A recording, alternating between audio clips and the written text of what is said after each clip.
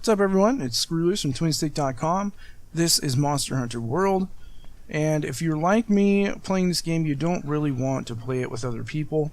So I'm going to show you guys the best way I've figured out, at least, how to beat one of the tougher fights, and that's the Nergigante fight. He's an Elder Dragon, and I'm going to show you how to do it by yourself.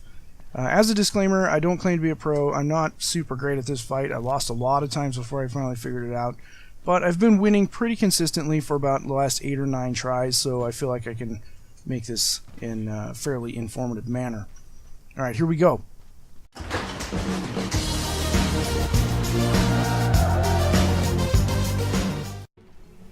Okay, first things first in this fight, and that's preparation. Nergigante is vulnerable to thunder, so make sure you got a thunder weapon and it is as upgraded as you can have it. Equip that and take it with you. If you have an option to upgrade further before that fight, you know, it's definitely worth to do that.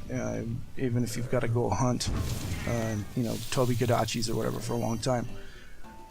This is also the time to make sure you've got your enhancement items ready to go. Armor skins, demon powder, max potions, ancient potions, plenty of mega potions for health, and lots of honey and stuff to make more as you go, and some cool drinks because you might end up in the lava. I would also suggest taking mega barrel bombs. Because if you can get 2 down at once, you're going to deal a lot of damage, like 360 damage in one shot, and you'll likely stun Nergigante, which is pretty tough to do during normal combat. So it's worth noting, whether you're fighting it in the storyline or the optional quest that results afterwards, Nergigante will be the only monster in the Elder Recess during the fight. So you won't get any incidental help from like an Urgon or I'm not real sure how to say Basilgeuse, Basilgeist, I don't know, whatever. It doesn't really mean that you're on your own, though. Once you get there, go get a Gajalaka helper. Just run by Nergigante. He's not going to attack you directly unless you stand there and look at him. Just run by, and a bit further up beyond his little starting area, take a left, and you'll go and like slide down a hill and grab one of the Gajalaka helpers. They're tons of help, and they're way more durable than any Palico or Grimalkins you might find here on occasion. And once you got one and you're near Nergigante again, that's when it's time to buff up. So now's the time to use your armor skin or some other defense buff or armor powder. I would also recommend demon powder here because it will buff your attack and your sidekicks, and have your Palico drop a Vigor Wasp station and you're ready to go. This is how I do it anyway.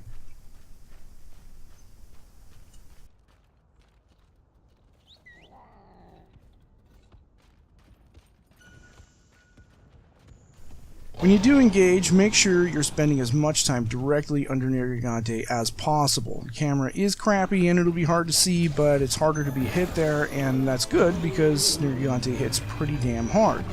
Don't be afraid to use your health items because you'll be able to make more as you go along, as well as have your Palico drop more Vigor Wasp stations and deliveries to keep you up. If you got a shield like I do, just block a lot because it's going to help. Nergigante's damage output can be pretty well negated, but you are going to get hit. That's just it, plain and simple. Things can go south really quick when his attack pattern get real aggressive. Lots of headbutts and dives and stuff. No amount in blocking is going to save you from that, so it's important to just be aware. I know there are people out there who may watch this and say some elitist garbage like, you know, just don't get hit, or I can't believe you let him stun you. Just shut up, all right? You're not helping anyone by making comments like that. Just keep it to yourself, all right? Get in the fight, keep chipping away at him, running when you need to, and eventually he will stop the fight. Nergigante will stop the fight and run to another area, just like the rest of the fights you've been in. This is the opportunity to sharpen your weapon, restock your items and whatnot, just overall prepare for the next round, because it gets tougher as you go along. If you do faint early and you can't eat a new meal yet, just make sure you use an ancient potion. You can only carry one on you, but you can always go back to camp and grab another one if you have to use one. Max up your health and stamina, and then, as before, buff up with armor skin and demon powder, sharpen it up, whatever. It's also important to go back and recruit a new Gajalaka if yours has fallen at any point between rounds. It's likely to happen, but you know, there's no reason to worry about the time limit. You got 50 minutes, so you are either going to win or fail from fainting, like well before that time runs out. It's also important to note that the Hunter's Notes will tell you Nergigante heals quickly from wounds, but that really only applies to the broken spines. Not really, I haven't seen him like recover a severed tail or broken horns. Damage like that in general doesn't really seem to heal. Now probably by now you're noticing Nergigante isn't actually that difficult of a fight per se. It's more about the fact that every attack it makes against you, aside from like incidental damage, being kicked or whatever, any regular attacks take huge chunks off your health bar. So yeah, as you spend a lot of time trying to get back to the offensive rather than just taking a hit and shaking it off. There are two potential one-shot attacks that Nergigante makes, requiring you to be in the right spot at exactly the right moment, or you're likely going to faint. Or at the very least, you'll be staggered and open to a second fight-ending attack, which is pretty frustrating. The first one of those is an aerial dive, and it will outright knock you out if you're not wearing highly upgraded high-rank gear. It's possible to dodge it completely if you're not initially stunned by the roar, as long as you have time just right. First, he'll jump in the air and hover for a second or two, and the moment you see Nergigante start moving forward, that's when you need to dive. If you're successful, maybe you get just a glancing hit and it only takes about 70% of your health. You'll be stunned, but you know, you're not dead, or fainted, as it is. Maybe you might be lucky enough and dodge it completely. Maybe you only get staggered and it pays attention to your sidekicks while you recover and heal back up. But again, though, if you have a shield, just block. It'll negate most of that damage, but it will really take the sharpness off your weapon. So just be ready for that. The second one-shot killer is when the monster rears up in the air and drives itself down into the ground, like a headbutt into the ground. It will then quickly raise up and launch spines from its head, a potential of up to 2 times. This one is easier avoided by diving and staying on its side, but chances are it will knock you out if it hits you, even if you block through the whole thing. It's just really hard to survive. Luckily, there are traps you can also use to your advantage in the areas. Well, one area. If he runs to the room with the like big crystal pillars that are leaning sideways a bit like ramps, you can use those to knock boulders off the ceiling. You're just going to run up the crystal ramp, leap from the top, and just as you get really, like if you're far up, as you get real high, you swing like you're going to mount Nergigante. And if you do that right, it'll knock the trap loose, it'll do lots of damage, potentially even breaking parts, which is not easy to do. I've been able to do that twice in one fight, I think, but there may be, I think, up to 3 traps in there, so it's certainly worth trying. Eventually, once you've fought long enough, Nergigante will start limping away. As with all Elder Dragons, however, you cannot capture it. You can't even stun it, like with a shock trap or something, to get some extra damage in, or have some time to heal up, whatever, right? So just leave all of those items in your item box so you're not cycling through them during the fight. Just sharpen up, heal, get a new Godulaka if you need, give chase. It won't generally limp its way all the way back to the nest, so you'll have to fight it again briefly before that, but usually it's just a few hits and it moves on.